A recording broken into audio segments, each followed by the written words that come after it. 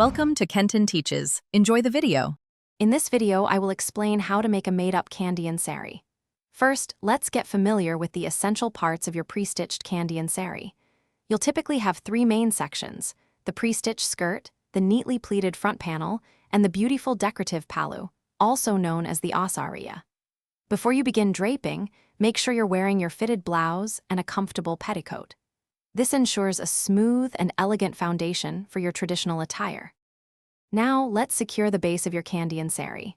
Take the pre-stitched skirt and wrap it snugly around your waist, ensuring it's fastened securely, often with a drawstring or hook. Next, carefully position the pre-made pleats, which are usually about 5 to 7 inches wide, directly in the center front of your body. Make sure the bottom edge of the skirt just touches the top of your feet for the perfect traditional length.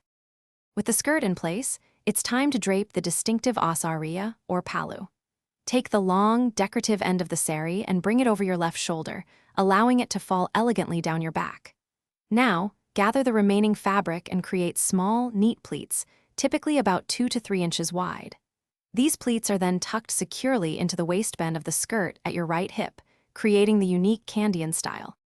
For the final touches, take a moment to ensure all your pleats are smooth and evenly distributed, creating a polished and refined appearance. Adjust the length and drape of the asariya over your shoulder, making sure it feels comfortable and looks elegant.